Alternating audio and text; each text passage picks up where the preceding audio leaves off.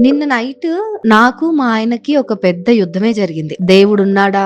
దేవుడు లేడా? అనే టాపిక్ పైన చాలా సేపు చర్చించుకున్నాం. మీలో కూడా చాలా మంది ఈ టాపిక్ పైన చాలా మందితో చాలా సార్లు రకరకాల వాదనలు చేసే ఉంటారు కదా! అలా మాకు జరిగింది నిన్న రాత్రి. అయితే ఆ వాదనంతా సరే ఏం జరిగింది ఏంటనేది మీకు తర్వాత చెప్తాను. కానీ అలా తర్వాత బెడ్ మీద పడుకొని క్యాజువల్‌గా ఇన్‌స్టాగ్రామ్ స్క్రోల్ చేస్తూ ఉన్నాను.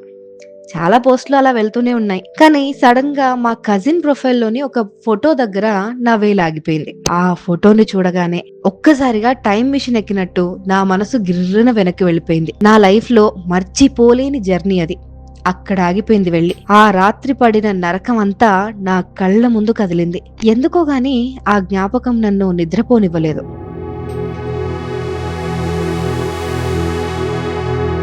అది జూలై 2024. కేరళలోని పాలక్కాడ్‌లో మా అమ్మ వాళ్ళ ఇంటికెళ్ళామప్పుడు. నిజానికి మా ఊర్లో ప్రకృతికి అసలు కొదవే లేదు. మా ఊరు చూడ్డానికి టూరిస్టులు ఎక్కడెక్కడి నుంచో వస్తుంటారు. కానీ మా కజిన్స్‌కేమో అది రెగ్యులర్ ప్లేస్ కదా! బోర్ కొట్టేసింది. ఫ్యామిలీ ట్రిప్‌కెళ్దాము అని చెప్పి ఒకటే పట్టుబట్టారు. అది కూడా తమిళనాడులోని వాల్పறை హిల్స్ అంట. అందరూ ఆనందంగా ఎగిరి గంతేశారు.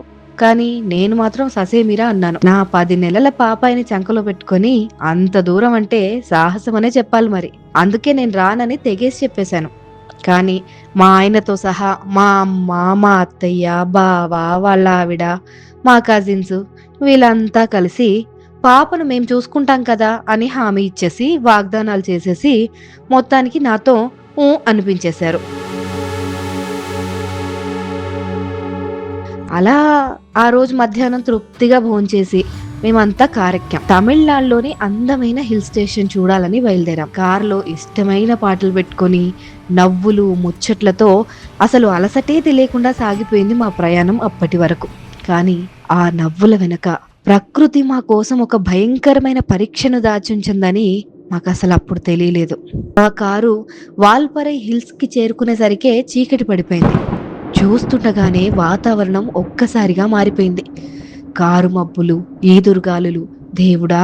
ఆ గాలికి మా కారు ఎగిరిపోతుందేమో అనిపించింది. చూస్తూ ఉండగా కళ్ళ ముందే ఆకాశానికి చిల్లు పడిందా అన్నట్టుగా జోరు వాన మొదలైంది.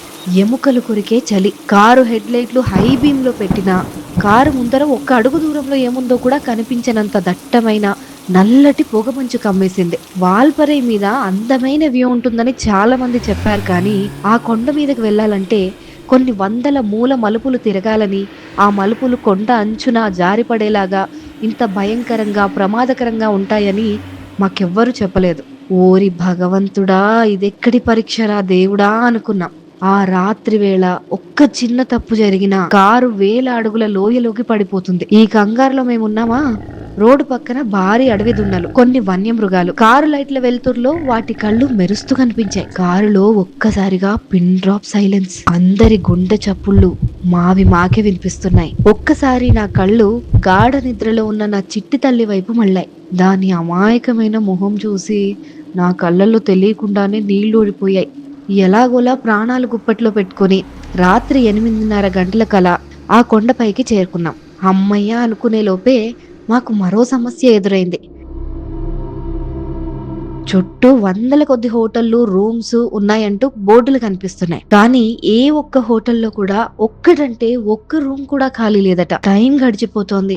రాత్రి 10 అయింది, 11 అయింది, 12 అయింది. ఇలా టైం దాటిపోతూనే ఉంది. వర్షం మరింత బీభత్సంగా మారిపోయింది. నా చిట్టి తల్లిని ఇబ్బంది పెడుతున్నాననే నేరభావం నాలో ఎక్కువైపోయింది. ఇంకోసారి ట్రిప్పు గిప్పు అంటే ఎగేసుకొని రాకూడదు, బాగా బుద్ధొచ్చిందిలే అని నా బాధను కోపంగా మలిచి కారులో ఉన్న మా వాళ్లపైన కారాలు మిరియాలు విసిరేశాను. ఓవైపు ఆ చలికి కారు అద్దాలన్నీ గడ్డ కట్టుకుపోతున్నాయి. కారులోనే ఇరుక్కుపోయామేమో అనిపించింది. ఇంతలో ఆ వాతావరణాన్ని తట్టుకోలేక నా బుజ్జి బంగారం లేచింది. గుక్క పెట్టి గట్టిగా ఏడవడం మొదలుపెట్టింది. నా పాప ఏడుపు, భయంతో వణుకుతున్న అమ్మ మొహం చూస్తుంటే నాకు చిన్నగా టెన్షన్ మొదలైంది. ఇక మా దగ్గర ఒక్క గొడుగు లేదు, కనీసం రెయిన్ కోట్ కూడా లేదు. ఆ అర్ధరాత్రి వేళ ఏ షాపు తెరిచి లేదు. కారులో పెట్రోల్ కూడా అయిపోవస్తోంది. ఒకవేళ కారు ఆగిపోతే ఆ అడవి మధ్యలో మా పరిస్థితి ఏంటి? టైం రాత్రి 1:30 దాటింది. బయట దట్టమైన అడవి, జోరు వాన, చేతిలో ఊపిరి సలపక ఏడుస్తున్న బుజ్జాయి గొంతు విని నా కంఠంలో విషం నిండినట్టయింది. ఒక్కసారిగా నాకు ఏడుపొచ్చేసింది. నిస్సహాయంగా కారులోనే కళ్ళు మూసుకొని దేవుడికి దండం పెట్టుకున్నా. దేవుడా, మా కోసం కాదు, ఈ పసి ప్రాణం కోసం తలదాచుకోవడానికి ఒక చిన్న చోటు ఇప్పించు తండ్రి అని మనసులోనే వేడుకున్నాను. ఆ దేవుడు మా ప్రార్థన విన్నాడో ఏమో కాని ఆ చీకట్లో మా కారు వెళ్లి ఒక బోర్డు ముందు ఆగింది. అదే అన్బు మెస్.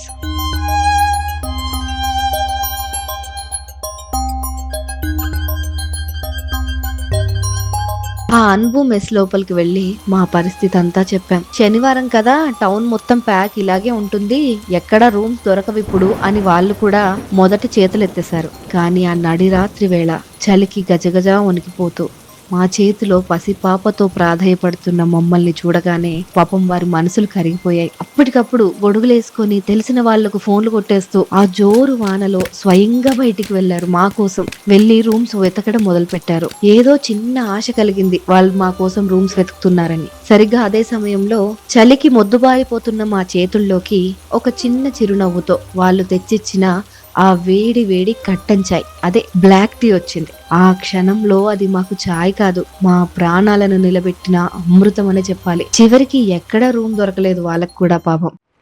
మీరేం కంగారు పడకండి, మా ఇల్లుందిలే అంటూ ఆ అన్బు మెస్ లో పనిచేసే వాళ్ళు తమ సొంత ఇంటికి మమ్మల్ని తీసుకెళ్లారు. తమ సొంత వారిలా మమ్మల్ని ఆదరించారు. పరుపులు దుప్పట్లు ఇచ్చి ఆ రాత్రికి మాకు ఆశ్రయం కల్పించారు.